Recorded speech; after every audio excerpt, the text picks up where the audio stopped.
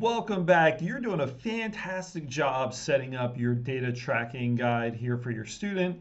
So first, we've set up that Google folder for their name.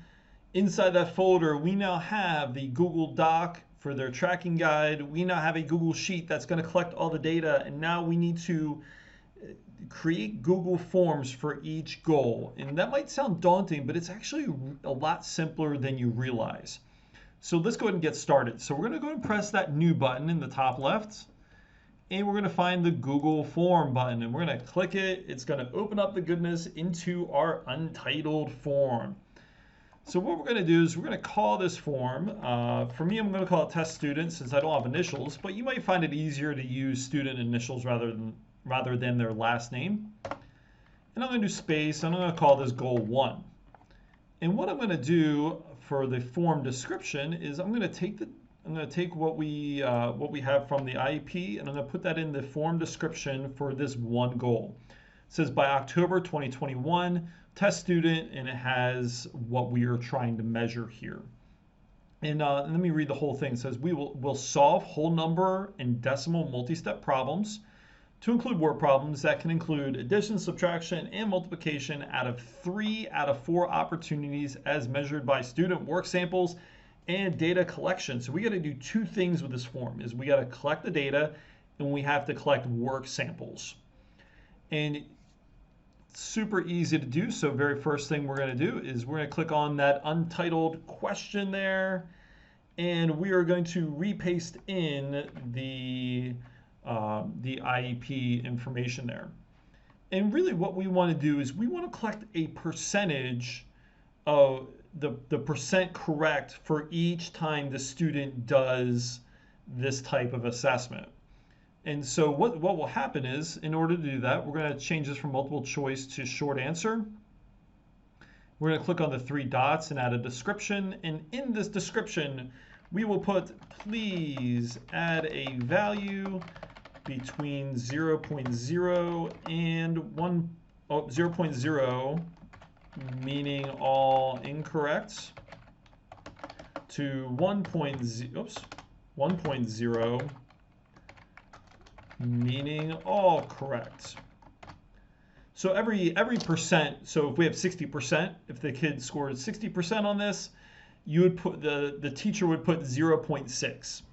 And what we're doing is we're adding values in, because when we load it into the Google Sheet, we will be able to create a line graph that will show the progress of the student in relation to this goal.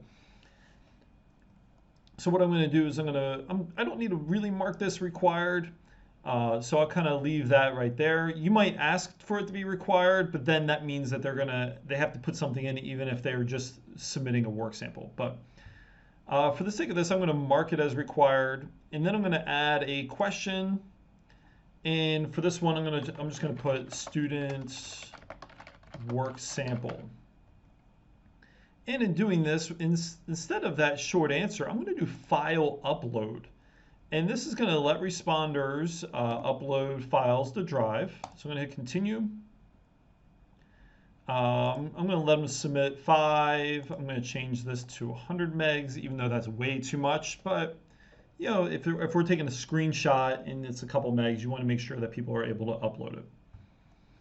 And for this one, I'm going to leave this one not required, just because of the fact that it could be they're just entering a value in and they're going to add the work sample later or submit it a different way. But at least give them an opportunity to submit the work sample. And so right now we are set for goal number 1. And you might be asking, what about the date? How do I know who filled it out? With Google Forms, anytime somebody fills in information and hits submit, it is automatically time-stamped. So you don't have to worry about the date of when this was submitted. And as far as who fills this form out, what we're going to do is we're going to hit this gear button, and we're going to do something. We're going to collect email addresses. And for us, since I'm in Loudoun County Public Schools, we're going to restrict this to users. What this is going to do is it's going to force everybody to use their Loudoun County email address, which has their first name dot last name as the beginning part of that email. So we don't have to collect their name.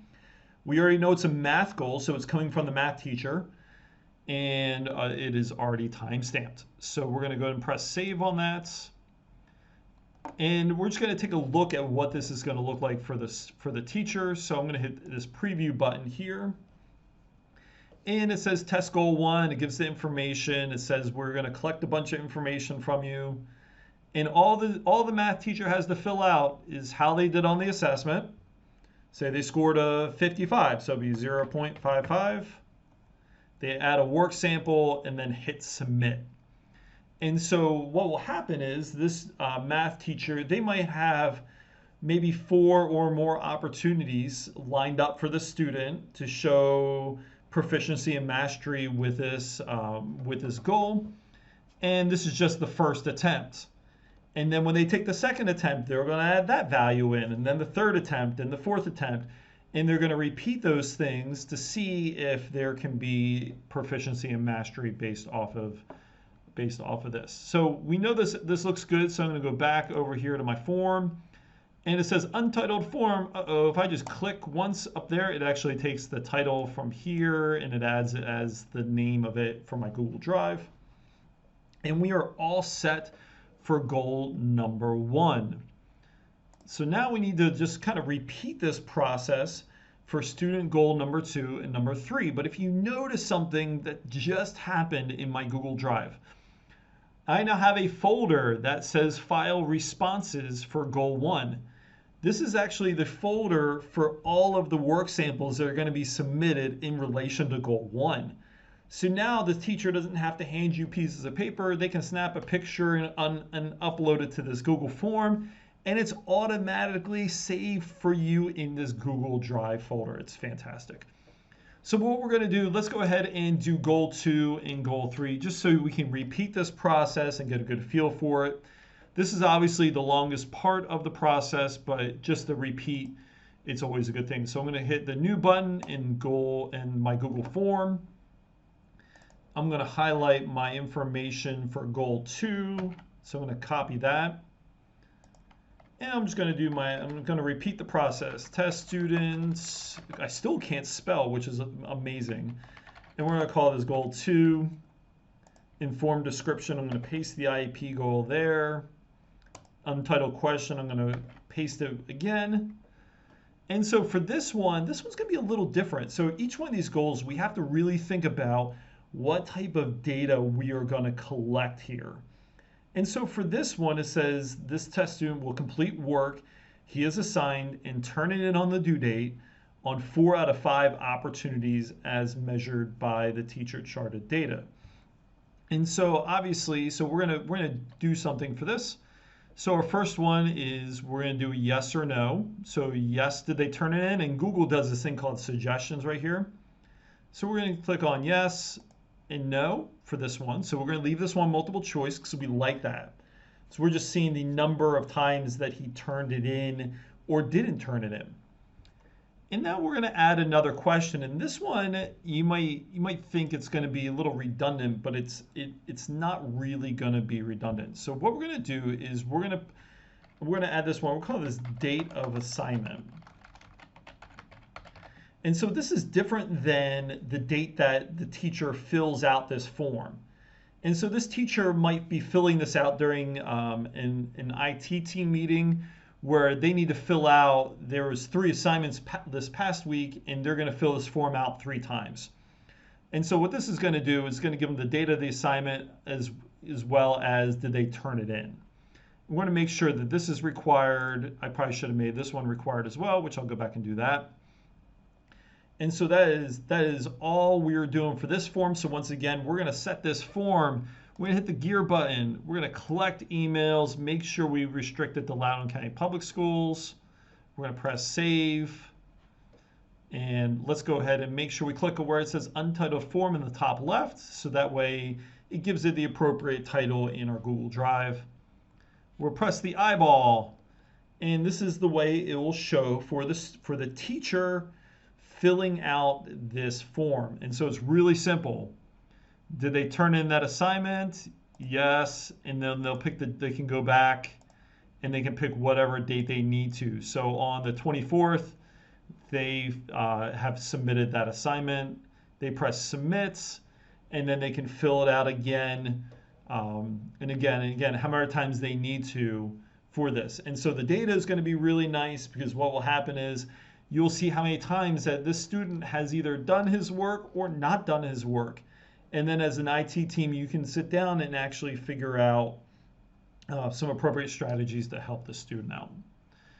So we're going to do this one more time. We have a third goal, this Learning Lab goal. So I'm going to hit that new button. I'm going to hit the Google form.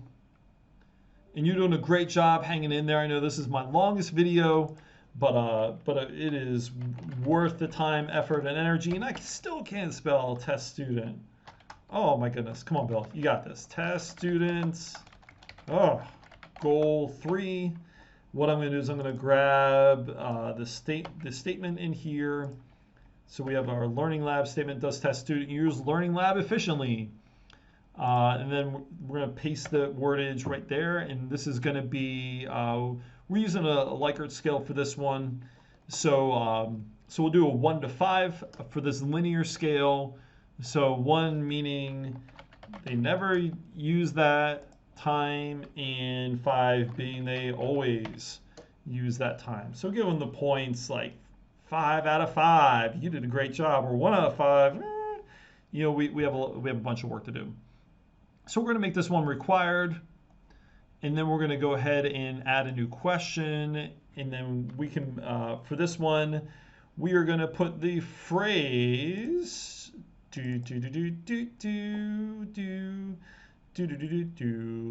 let's put the phrase, please add any additional information. Wow, I really can't spell today. That you feel would be helpful for me to know in this time frame to help you and or your students be successful. Okay, so this is just going to be information that whoever fills this out is going to be able to type it in. Did they not or always use it? Somewhere in that range. And then some information there. So this is going to be really great. We can kind of start tracking numbers of kids. If they get a bunch of 1s and all of a sudden it goes up to 3, then it goes up to 5, then we can be really excited that the student is beginning to use some strategies for a Learning Lab. And if we see a bunch of 5s and all of a sudden it's 4, 3, 2, 1, we know that something is going on, that we need to reach out to the student about using a Learning Lab efficiently. So once again, we got to remember in the top left corner to go ahead and click on that. So now we have 3 goals set up, and I forgot the most important part. We got to hit that gear button, because we got to collect that email address that has the first name dot last name of the adult submitting this information. Let's go ahead and give it a quick preview here so we can see what it looks like. So we have our Likert scale here, and we can fill out some information and then press submit. That's super easy for our general education teachers to fill out. We have all 3 goals already set up. So what we're going to do in our next video, we are going to take these Google Forms, and then we are going to add them to the Google Doc landing page for the student.